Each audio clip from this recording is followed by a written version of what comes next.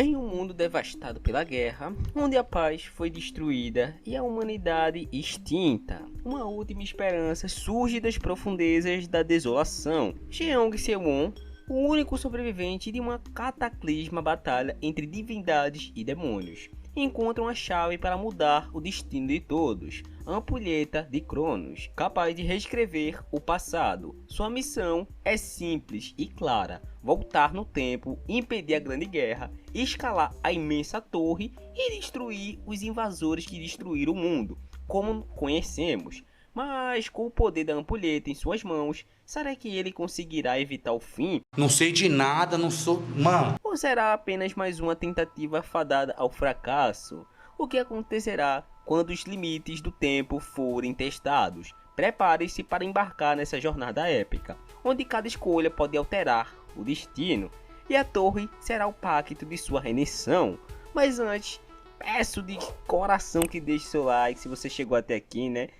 E já está gostando da ideia desse manhwa. Caso seja novo, se inscreve aí pra gente tá batendo a meta, né, de 30k de inscritos. Tá perto até, né? Até metade desse ano, tá fácil, hein? Não se esqueça de hypar o vídeo, né? Pra chegar em mais gente que possa também gostar desse tipo de conteúdo, beleza? Aí embaixo tem meu Pix, caso você queira mandar alguma quantia, alguma grada aqui pro ADM, né? E não saiba como, meu Pix tá aí no primeiro comentário fixado, beleza? Só aí nos comentários que você vai achar. Também tem a opção de seja membro aí, se você quiser estar fazendo parte de verdade e está ajudando o canal, beleza? Agora chega da minha enrolação, né? Já falei demais. E vamos ver como foi o desenrolar desse enredo aí. Bom, o manhwa já começa citando um jogador que parecia ser bastante incrível. E o nome desse jogador era Jeong Seo-won. Essa divindade avisava ao garoto que não restava muito tempo. Enquanto isso, no templo dos 10.000 demônios, o demônio da ganância liderou o exército demoníaco e criou um templo feito de ouro raro extraído perfurando as montanhas do inferno. Esse templo originalmente existia no topo da torre, mas depois da Terceira Guerra Divina Demoníaca, todo o resto das forças demoníacas, incluindo esse templo, foram expulsos do topo da torre. Os demônios foram exterminados e esse lugar, que parecia aproveitar a paz, foi de repente atacado por um inimigo desconhecido e foi eventualmente aniquilado. Os intrusos, que moviam até constelações com o poder que ultrapassava o dos deuses, acabaram aniquilando todos os jogadores também, e a torre se tornou um cemitério de jogadores. O Jeong pensava: caramba, não acredito que o templo dos 10.000 demônios caiu para o 92 andar.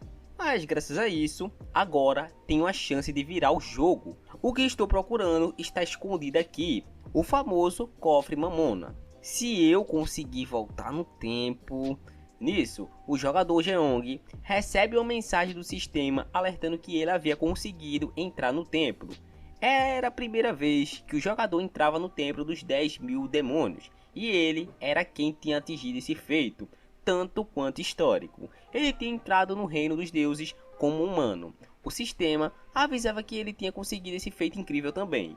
O jogador Jeong ficava aliviado por finalmente ter chegado até o templo dos 10.000 demônios. Aquele lugar era bonito de se ver, mas meio que começa a dar um terremoto dentro daquele templo. Rapidamente, o Jeong se liga que os intrusos haviam percebido a presença do jogador, então ele decide que era melhor apressar seus passos. Logo depois, ele usa sua habilidade única Guia de Jornada. Essa era a melhor habilidade para exploração, aventura e busca, obtida pelo salto do herói. Enquanto isso, o garoto pensava: sem essa habilidade eu não teria conseguido chegar nesse templo, nem sobreviver até agora. Então, como podemos ver, essa habilidade era muito eficiente para o garoto, que graças a ela conseguiu determinados feitos. Ele decide que iria contar com aquela habilidade uma última vez e pede para que o guia, lhe levasse até o cofre Mamona. O guia acaba apontando para um lugar sem saída. Graças à inteligência do Jeong, ele percebe que teria que tocar nessas coisas aí, que eu esqueci o nome, me desculpem.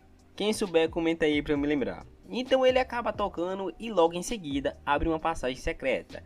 Ele pega um desses negócios aí, que eu acho que é um lustre, o lustre, isso aí. Eu vou chamar ele assim, beleza? Para ir iluminando o caminho, que estava bem escuro e por sinal.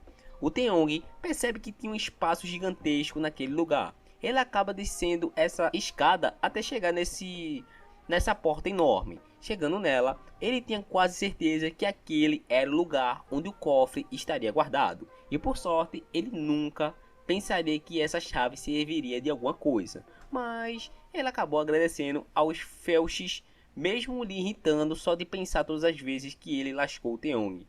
Essas pessoas jogaram essa chave para o Teong, mandando-lhe aceitar como pagamento, já que não era como se eles tivessem dinheiro. Só que o contrato não dizia isso, né? Se fosse para continuar usando o nosso querido Jeong, desse jeito ele não iria mais trabalhar como escravo para eles. Só que se ele cancelasse o contrato com a guilda deles, sua carreira como jogador iria pro brecho. Então esse pessoal da guilda aí ameaçava o Jeong para que ele continuasse sendo escravo deles, sem questionar e sem receber nenhum pagamento em troca de seus serviços. Mas parando para pensar um pouco, o Jeong nunca iria imaginar para que servia a chave e mesmo assim ele acabou aceitando.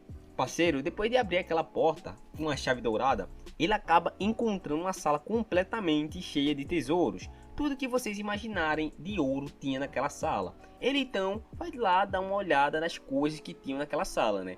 Cada coisa que ele via deixava ele ainda mais impressionado com aqueles tesouros. Tinha essa espada amaldiçoada que era braba demais, um manual de artes marciais que ensinava a técnica do deus demônio celestial, um livro mágico antigo do oitavo círculo, tinha até um coração de dragão. Exatamente. O Jeong não fazia ideia de como eles conseguiram todos aqueles itens raros, mas nada disso de fato interessava o Jeong nesse exato momento. Ele só queria encontrar o cofre de Mamona. Então ele acaba usando sua habilidade única novamente, em busca de encontrar o tal tesouro. Então ele manda seu guia lhe levar até o tesouro que ele estaria procurando. Graças a isso, ele não demora muito para encontrar essa pilha de moedas de ouro. Depois de escavar bastante com sua mão, finalmente ele acaba encontrando o artefato do deus do tempo, a ampulheta de Cronos. Essa ampulheta, criada por Cronos, o deus do tempo, lhe permitia voltar no tempo, meio óbvio, né? Enquanto olhava para a ampulheta, o Jeong pensava na seguinte coisa: mesmo se eu usar essa ampulheta, só o usuário volta no tempo, ou seja, ele iria ter que impedir a guerra divina demoníaca e subir a torre pessoalmente para impedir os intrusos. Ele de fato iria conseguir prevenir pelo menos esse apocalipse. O problema era que ele iria ter que fazer isso tudo aí sozinho. Então ele não espera muito e decide utilizar a ampulheta para tentar salvar o mundo da destruição. Só que tinha um tempo de 10 minutos para de fato ele ser ativado. Enquanto isso, começa a dar um terremoto, tá ligado? E brota um bichão na sala do tesouro que o Prota estava. O monstro começa a atacar o Jeong de todas as formas. Ele até consegue desviar, porém ele não tinha nenhuma arma para contra-atacar aquele monstro. Até que ele lembra que ele estava em uma sala que tinha tesouros e armas de deuses. Então ele pega essa arma aí, chamada o Trovão de Zeus, Astrap, acho que é assim que se chama, né? Testar tudo mesmo, ele decide que iria só brincar com o que ele pudesse. Nisso, ele arremessa essa lança no monstro, causando um choque absurdo. Porém, o monstro também não era pouca bosta. Ele também acaba acertando um Jeong, jogando ele para longe. Aquele monstro era mais forte do que ele imaginava. Até que ele para perto dessa arma aí. Essa era a Levaten, a espada da destruição. Usando as armas dos deuses, não importa o quão fortes os intrusos fossem, ele tinha certeza que ele conseguia derrotá-los. Além disso, essa espada existia para incitar o caos. O Jeong não espera muito e vai para cima do intruso. Os ataques acabam se chocando e o Prota dá uma recuada, tá ligado? Nisso, ele percebe que os intrusos se formavam usando outras criaturas vivas, até que finalmente o intruso tinha mostrado seu corpo original. O bagulho era um javali, meu irmão. O monstro já vai pra cima do Jeong. Ele já fica ferrou, velho. E se essa merda não funcionar, hein? E agora? Até que ele olha para trás e vê uma lança que se chamava Lança Radiante Brionac. Ele rapidamente pega essa lança e já que era a arma da deusa da luz, conhecida por perfurar tudo, o Jeong simplesmente se posiciona e faz um lançamento muito pica, acertando o javali em cheio, fazendo um buraco enorme no intruso e explodindo ele logo em seguida. O Jeong acha aquilo muito brabo, mas difícil, né? Em seguida, aparece uma mensagem do sistema dizendo que o nosso Teongzão foi o primeiro jogador a derrotar um intruso e que ele tinha feito um feito histórico. Logo depois, a ampulheta de Cronos finalmente é ativada. O cofre começa a colapsar. O sistema avisa que o cofre não tem mais dono e que o jogador atualmente dentro do cofre e que possuía a chave dourada, o Jeong-Soo, foi reconhecido como o novo dono. Do nada, aparece a mensagem dizendo que a boca da gula havia sido destruída e que o poder da gula tinha sido concedido ao jogador Jeong, que derrotou a boca da gula. O Jeong não fazia ideia do que era aquilo. A casualidade do Jeong começa a ser revertida todas as habilidades do garoto. Todas as habilidades do garoto começam a ser apagadas e toda a experiência ganha na torre também iria ser apagada. Voltando ao tutorial. Logo depois, em outro lugar, vemos um montão de gente se perguntando o que era aquilo, que lugar era aquele. Ué, eu tenho quase certeza que eu estava no trabalho. Logo depois, aparece uma tela de sistema para todos que estavam ali, dando boas-vindas ao tutorial. Tutorial? Que diacho é isso? E adivinha, quem estava lá no meio da multidão? Exatamente, o nosso Jeongzão da massa. Pensando, caramba, é sério mesmo que eu voltei no passado? Esses caras começam a se perguntar o que era um tutorial, enquanto o outro responde que também não sabia, pois todos ali estavam no mesmo barco. Enquanto acontecia a confusão no fundo, o Jeong pensava, eu que não vou me juntar a esse bando de trastes, melhor ficar longe. Logo depois, chega o tiozinho segurando o braço do nosso protagonista, desesperado, perguntando se ele sabia de alguma coisa e o que ele tinha feito de errado para acabar ali. Logo, vem uma memória na mente do Teongzão, que lembra desse cara aí enquanto ele morria ainda no tutorial. Ele acabou tendo seu pescoço quebrado.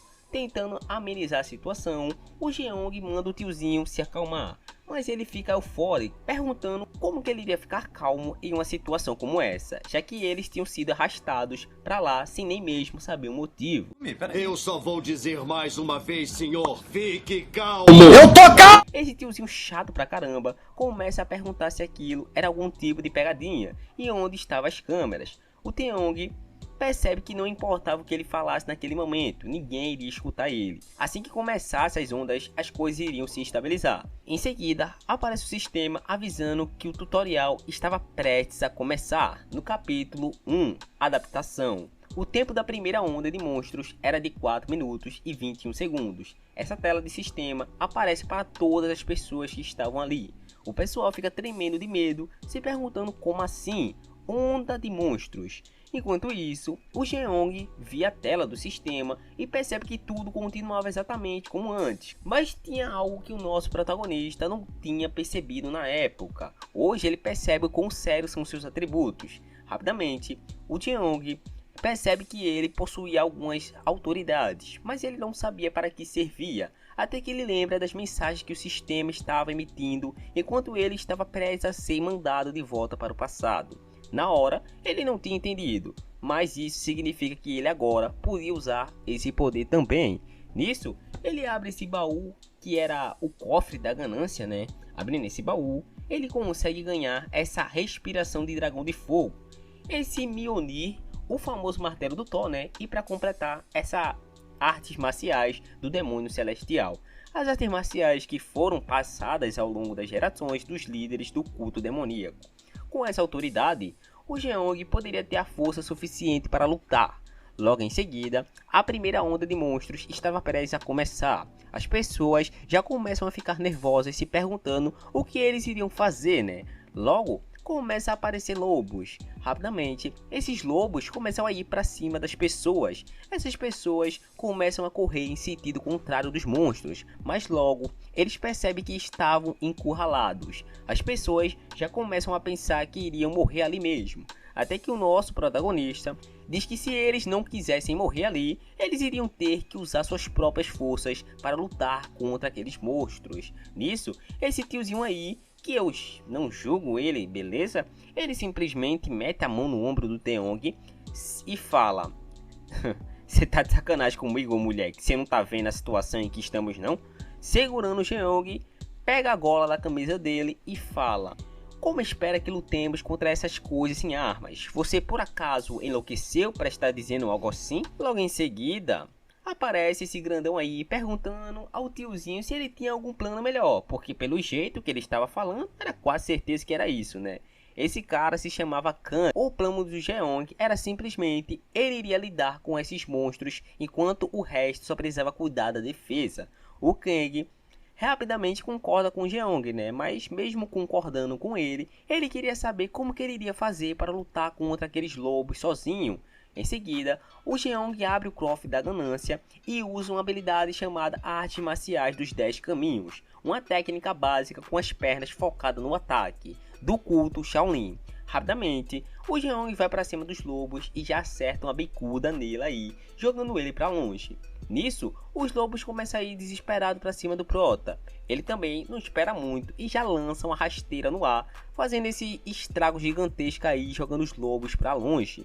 O pessoal vendo aquilo ficavam incrédulos, perguntando como que o garoto tinha aquele poder absurdo. E não só isso, como ele estava fazendo essa proeza de lutar contra os lobos desarmado. O Kang já percebe que aquele cara não era normal, né? Ele tinha certeza que ele tinha um olho, né? Que ele estava escondendo alguma coisa. Com um corpo que sequer seria capaz de segurar uma arma, ele estava lutando contra os lobos com as mãos nuas. Enquanto pensava sobre o assunto, esse pequeno lobo tenta atacar o Kang por cima. Ele começa a sentir alguma coisa queimando dentro do seu corpo. Não era medo nem impaciência, mas ele não sabia o que era. Até que ele simplesmente leva uma mordida do lobo e não acontece nada. Logo no segundo seguinte, ele pega a cabeça do lobo e esmaga ele totalmente no chão. O pessoal vendo que duas pessoas estavam conseguindo bater de frente com os lobos, começa a criar aquela coragem, né? Dizendo, oxe, então eu também consigo, né? Alguns perguntam se tinha alguma coisa ali que eles pudessem usar como arma. Enquanto o Kang olhava para o Jeong, ele percebe que a força dele não parecia ser suficiente para derrotar aqueles lobos. Porém, ele estava usando apenas técnica para acertar golpes certeiros nos lobos.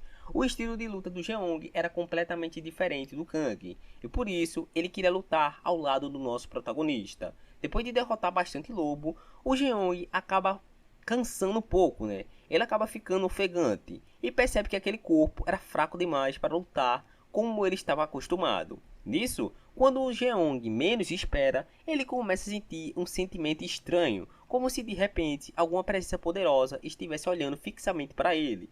Nisso, o sistema avisa que a constelação do Corvo Curvado estava olhando para ele. O Jeong rapidamente se pergunta: a constelação?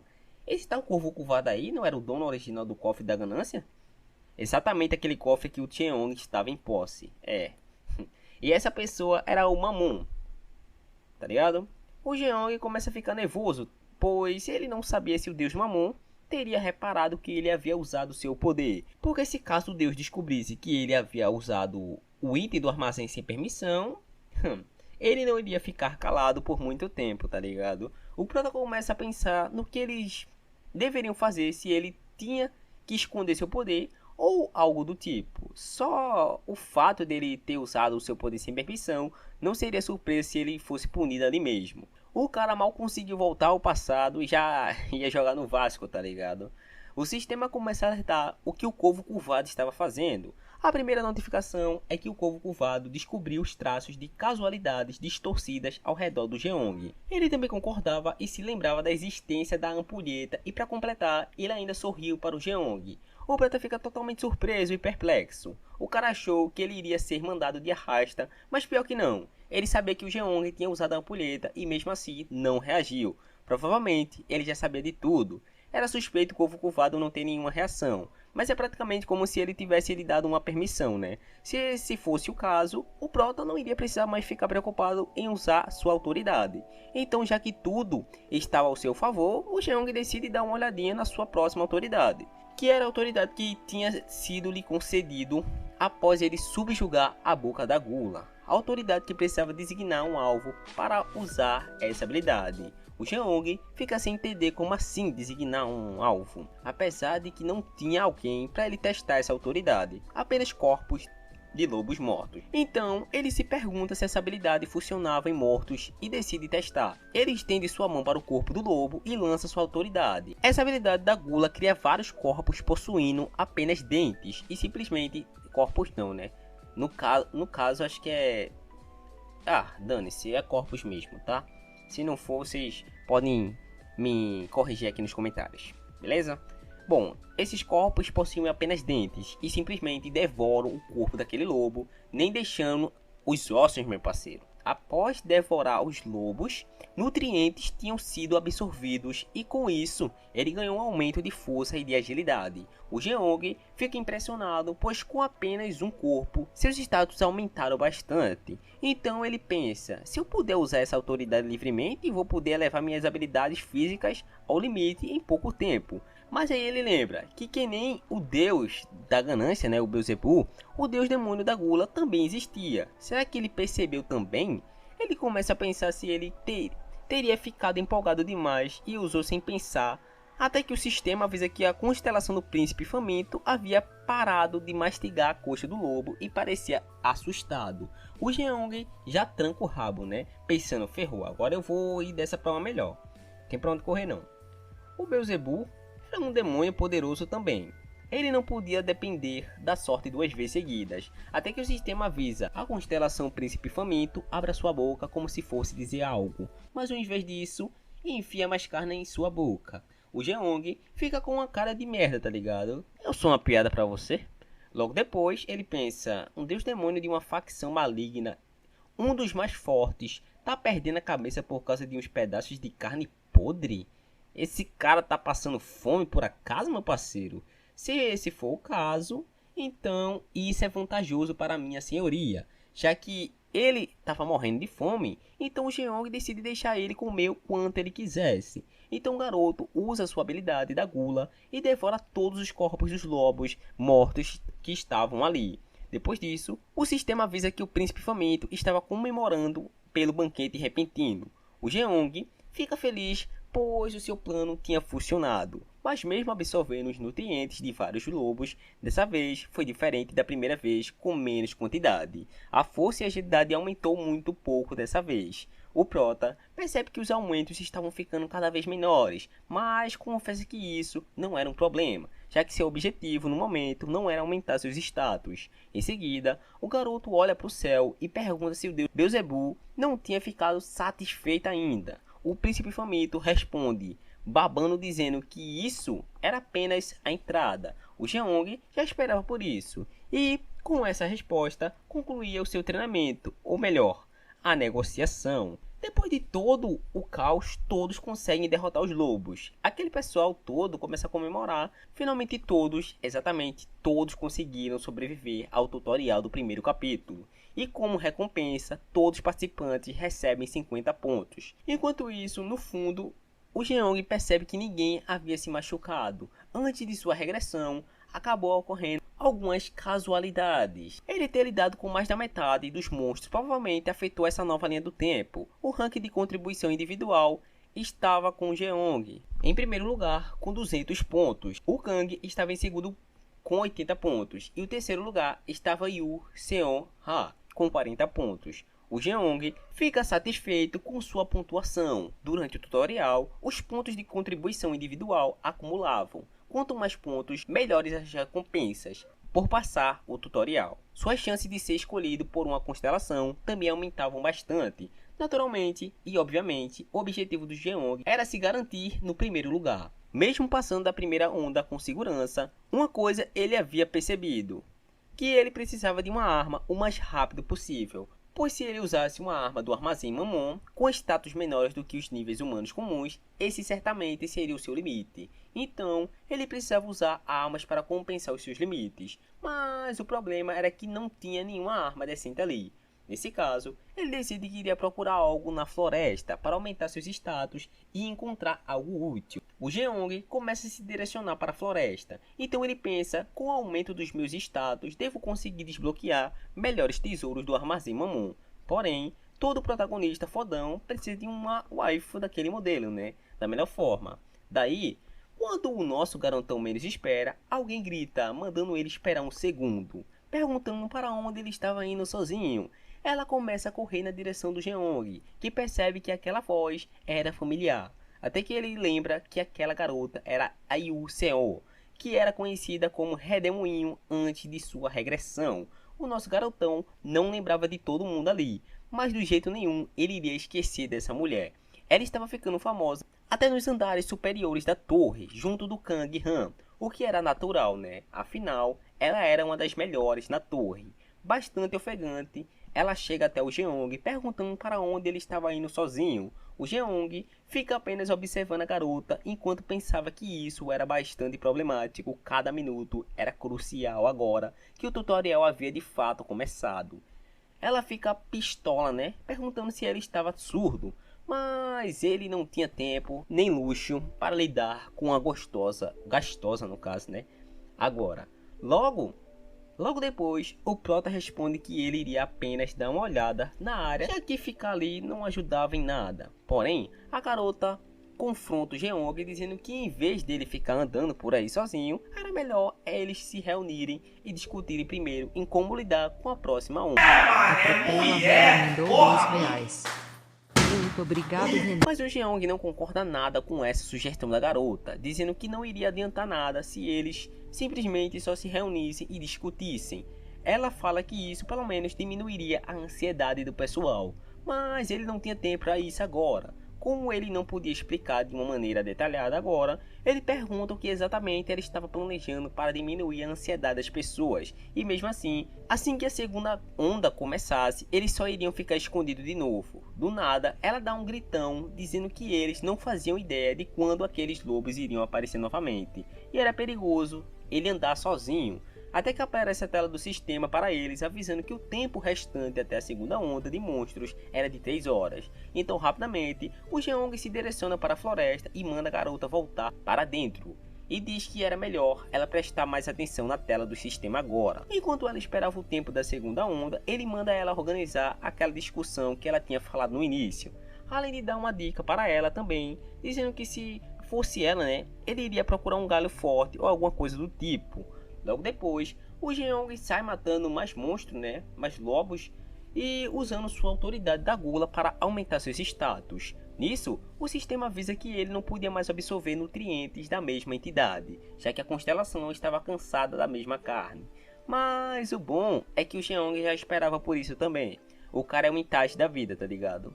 Ele sabia que não era algo que ele podia simplesmente transformar em um monstro. Em seguida, ele fala para a constelação esperar um pouco, que ele iria encontrar algo mais delicioso para ele. A constelação acaba ficando bastante feliz. Em seguida, o Jeong pega esse graveto aí para fazer um experimento. Nisso, ele abre o cofre do tesouro da ganância e acha esse tesouro chamado Espada do Escolhido, Gran. Essa espada tinha sido usada por Sigmund, que tinha derrotado um dragão. Os tesouros no cofre só podem ser recuperados como poderes sem formas, ou seja, os tesouros tinham perdido suas formas, sobrando apenas o poder, e todos eles pertenciam ao nosso garotão. Era uma pena, mas não era lá grande coisa. Então ele tenta fundir o poder daquela espada naquele graveto e transformar ele em uma espada lendária. Mas como esperado, aquele poder é demais para um simples graveto aguentar.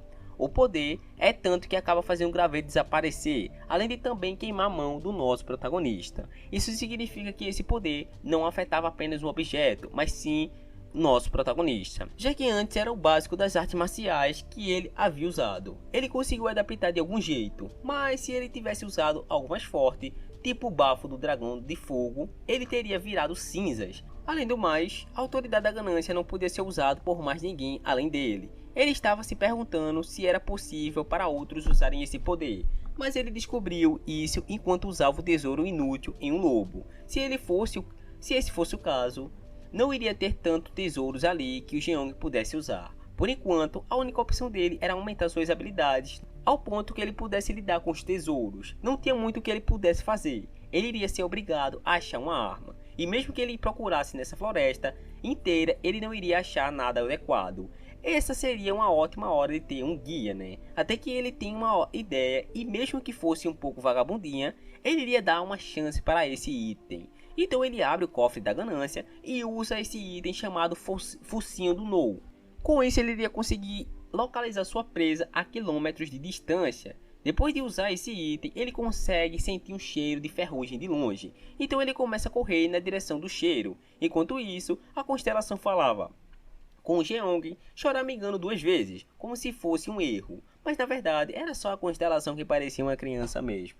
Depois de correr bastante, o Prota chega até a cansar, tá ligado? Ele não esperava que isso fosse tão longe assim. Até que, quando ele menos espera, ele começa a sentir um cheiro diferente. Quando ele olha para trás, vê esse lobo totalmente amigável, né? Um gatinho. Esse era o famoso lobo cinza. Parece que ele sabia onde ele estava, assim como ele já havia farejado. Antes da sua regressão, ele estava ocupado demais correndo, mas dessa vez, não. Dessa vez, iria ser diferente. Nisso, o garoto já liga sua aura e o lobão não espera muito, pula logo em cima do Jeong, mas o Prota consegue desviar com uma certa facilidade. Nisso, ele percebe que aquele lobo não era só maior, mas também mais rápido do que aqueles lobos marrons. Mesmo o Jeong desviando facilmente, ele foi acertado pelo lobo. É ali que ele percebe que aquele monstro não era um monstro qualquer. Ele estava atacando para matar, direto na sua garganta. Provavelmente, ele estava tentando lhe matar com um golpe só, em algum ponto vital. Enquanto isso, o Lobo Cinza ia para cima do Jeong. Se ele não tivesse masterizado as artes marciais Tenro Dantae, ele estaria coberto de sangue agora. Nisso, quando o lobo pula no Jeong, ele simplesmente desvia e lança um chutaço na barriga do monstro. Mas ele percebe que nada acontece. Provavelmente, isso ocorreu porque seus atributos eram muito baixos, mas ele confessa que tinha certeza que tinha acertado a barriga do monstro. Ele percebe que aquele monstro não estava para brincadeira de criança. Ele possuía força e velocidade, mas não era suficiente para superar ele. O Jeong não sabia o que ele iria fazer contra aquela coisa. Nisso, o Prota começa a encarar aquele lobo cinza. Quando ele menos espera, brota mais 2 lobos. Nessa situação, se a situação já estava ruim, pode ter certeza que agora iria ficar pior. Nisso, o Jeong começa a ir para trás, tá ligado? Para se afastar, pensando em como ele iria fazer para escapar daquela situação. Ele já não estava conseguindo lidar com o lobo, agora com 3, aí já é demais. Até que ele encontra essa espada que parecia até que estava esperando por ele. Mas calma, já já a gente vai falar sobre isso. Os lobos pulam para cima do Jeong e ele, sem pensar 2 vezes, e retalha os lobos. Era exatamente como o Prota achava. Essa espada não era nada mal. A constelação, olhando para a espada que o Jeong estava usando, ele olhava com uma expressão estranha. O importante é que ele finalmente tinha achado a arma que ele estava procurando. E agora ele estava por cima da situação. O Jeong decide que iria acabar com isso antes da próxima onda. Então ele abre o cofre da ganância e puxa a esgrima da família Hamel, que era a principal técnica dessa família. Em seguida, ele vai para cima do lobo utilizando essa esgrima. No primeiro ataque, o lobo segura a espada do Jeong com a boca, mas em seguida o nosso protagonista acaba fatiando o lobo em vários pontos, mas mesmo sangrando bastante, o lobo se mantinha de pé. O Jeong, aproveitando essa brecha, vai para cima para finalizar seu adversário, que já não conseguia mais se defender. Nisso, o Jeong acerta a espada na garganta do lobo, terminando o serviço. Com isso, o Jeong acaba derrotando o chefão da Floresta dos Lobos. Além dele subir de nível, ele ganhou 500 pontos de mérito pessoal. E também ganhou a pele do Lobo Cinzento. Ele estava nessa jornada por mais um motivo. Para aumentar seu mérito pessoal, haviam várias maneiras de conseguir mérito pessoal nesse mundo. A primeira era em batalhas como Raid e monstro do tutorial. A segunda era encontrando um monstro separadamente e derrotando-o. O terceiro era matando os jogadores. Agora isso ainda não seria tão comum, mas no final do tutorial, o número de jogadores que irão sacar suas espadas um contra os outros aumentaria. Era um método mais fácil e rápido de adquirir mérito pessoal. Em seguida, o Jeong utiliza sua autoridade, ganância e absorve o lobo cinza, aumentando bastante seus atributos. Com aquela comida, a constelação também fica satisfeito. Antes de voltar para onde o pessoal estava, o Jeong decide checar os itens que ele havia ganhado. Ele vai lá dar uma checada naquela espada que eu havia citado para vocês. Essa espada era a espada do herói esquecido. Ela estava procurando por um herói há muito tempo, e parece que o nosso protagonista tem um pouco de sorte em achar ela.